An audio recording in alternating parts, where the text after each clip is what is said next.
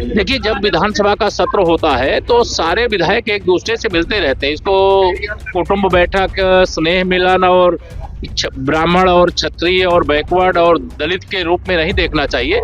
अब विधायकों को मिलना चाहिए और मिलते हैं, ये अच्छी बात नहीं। यह है उत्तर प्रदेश के डिप्टी सीएम केशव प्रसाद मौर्य। ब्राह्मण विधायकों की बैठक से इन्हें भी कोई तकलीफ नहीं है, तभी तो भाजपा के नवनियुक्त चौधरी को आईना दिखाने का काम कर रहे हैं। खुद को योगी के समकक्ष मानने वाले मौर्य जी कह रहे हैं कि इस तरह की बैठकों से कोई परेशानी नहीं है। तो सवाल यह है कि दिक्कत है किसे? क्या सिर्फ पंकज चौधरी के पेट में दर्द हो रहा है? अगर हाँ, तो पहले वो खुद अपने समाज की ऐसी ही बैठकों में शामिल क्यों होते रहे हैं, या फिर वजह कुछ और है? असल में पंकज चौधरी जो बोल रहे हैं वो किसी खास के मन की बात है, ना कि उनके मन की बात। क्योंकि सूत्रों का दावा तो यह है कि 23 दिसंबर की बैठक को लेकर पहले पंकज चौधरी को जानकारी दी गई थी। न सिर्फ जानकारी, कहा तो यहां तक जा रहा है कि उन्हें भी इस बैठक के लिए न्योता दिया गया था। अध्यक्ष होने के नाते उन तक जानकारी पहुंचना या न्योता आना कोई बड़ी बात नहीं है और ये संभव हो सकता है। ऐसे में आपत्ति जाहिर करनी होती तो चौधरी साहब उसी वक्त करते। अगर ऐसा होता तो ये ब्राह्मण विधायकों की बैठक होती ही नहीं, लेकिन ऐसा हुआ, यानी कि पंकज चौधरी को उस वक्त इसमें कुछ गलत नहीं लगा। लेकिन बैठक के बाद ऐसा क्या हो गया कि वो इसे अनुशासनहीनता बताने लगे? तो लगता यह है कि उनके पास किसी खास जगह से फोन जरूर पहुंचा है, दिल्ली या लखनऊ, समझना मुश्किल नहीं है।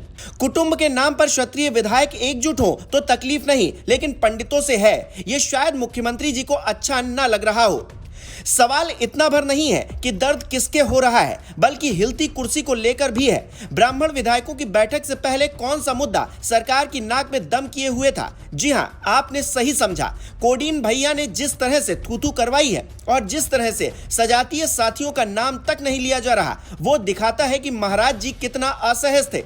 इसी बीच क्या ध्यान भटकाने के लिए नया मुद्दा जानबूझकर खड़ा कर दिया गया? क्योंकि केशव से पहले बृजभूषण सिंह भी पंकज चौधरी को आईना दिखा चुके हैं। यूपी में क्षत्रियों के उनसे बड़े नेता तो कोई नहीं है। राजनाथ सिंह हैं, लेकिन वो केंद्र की राजनीति करते हैं। दूसरे योगी, क्योंकि वो मुख्यमंत्री हैं, इसलिए उनका रसूख इस वक्त है, वरना बृजभूषण सिंह का इस मामले में कोई सानी नहीं है। उन्होंने भी ब्राह्मण विधायकों की बैठक में कुछ गलत नहीं पाया। तो ऐसे में हंगामा किसके कहने पर हुआ? धमकी किसको दी जा रही है? और क्या यह दांव उल्टा पड़ चुका है? क्योंकि बीते रोज जब हमने अखिल भारतीय ब्राह्मण महासभा के राष्ट्रीय अध्यक्ष से बात की तो उन्होंने दो टूक कह दिया कि ब्राह्मण विधायकों की बैठक का विरोध करना दोहरे चरित्र का परिचायक है। ब्राह्मण बैठक किया तो ये खल गई भारतीय जनता पार्टी के प्रदेश अध्यक्ष को, जबकि इसके पहले तमाम जात की बैठकें, कार्यक्रम हो रहे हैं, भारतीय जनता पार्टी के भी लोग करते हैं, कहीं कोई दिक्कत नहीं। लेकिन पहली बार, मैं 26 साल से संगठन चला रहा हूं, पहली बार ब्राह्मण विधायकों ने चाय पर या बाटी चौका पर, जैसा उनका कहना है, अगर इकट्ठा हुए तो ये खल गया। और इतना बड़ा तूफान हो गया यह विषय कि इसे रंग दिया गया। कोई गुनाह थोड़े ही ना किसी अपने भाइयों के साथ, अपने समाज के लोगों के साथ, अपनी टीम के साथ बैठना, ये गुनाह नहीं है। और प्रदेश अध्यक्ष जी की जहाँ तक बात है भारतीय जनता पार्टी के, तो इनको जानना चाहिए कि उसी जातीय परिधि की देन है, नहीं तो इनसे बेहद खूबसूरत, अच्छी पर्सनालिटी के, अच्छे विचार के, अच्छे लोग भारतीय जनता पार्टी में हैं।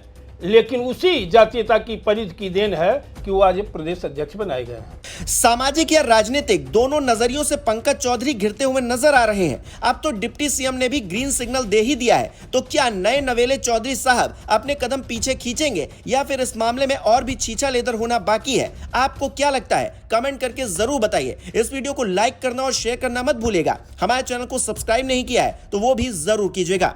देखिए, जब विधानसभा का सत्र होता है तो सारे विधायक एक दूसरे से मिलते रहते हैं। इसको कुटुंब बैठक, स्नेह मिलन और ब्राह्मण और क्षत्रिय और बैकवर्ड और दलित के रूप में नहीं देखना चाहिए।